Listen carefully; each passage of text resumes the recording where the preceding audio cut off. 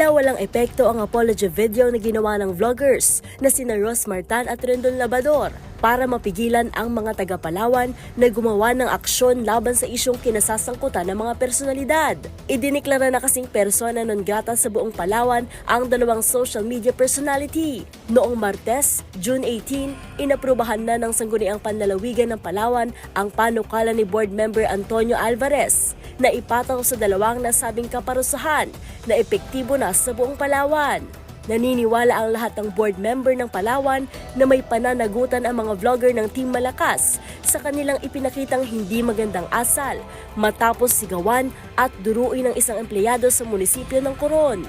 Nangyari ang insidente sa isang charity event na inorganisa sa pangungunan ni Rosmar at Labador. Sa isang viral video, makikita ang tila komprontasyon sa pagitan ng dalawa at ni Joe Trinidad na itinuturong nanira o mano sa kanilang event sa pamamagitan ng isang Facebook post. Ikaw yan. Ano bang pinagalitan niyo? Ano pinagmamalaki mo? Hindi po, wala. Hindi, ano pinagmamalaki mo? Comment lang, may mga comment. Ano sinasabi mo? Ikaw lang po. Bakit ganito sinabi Di mas Martin malakas, ginamit nyo lang mga taga-Coron para sa vlog-vlog nyo at sokmed. Dismayado dahil naghintay sila ng isang oras at gutom.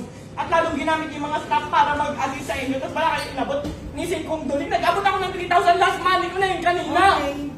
Ano ba pinagmamalaki Kayo mo? ba naman Sino po ba kayo dito? Wala po, staff. Sino kayo dito? Ha? Porket hindi ka nabigyan?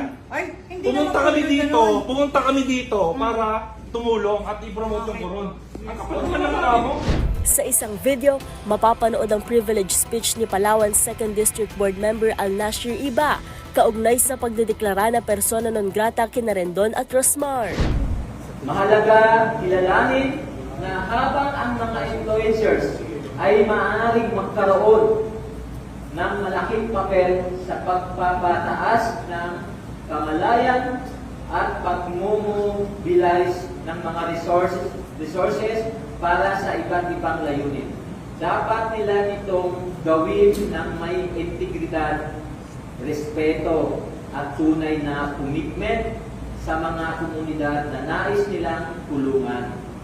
Ang mga pangyayari sa Coron ay isang malinaw na paalala na ang impluensyang hawak ng mga social media personalities ay dapat kasabay ng pananagutan at klinikal na asal.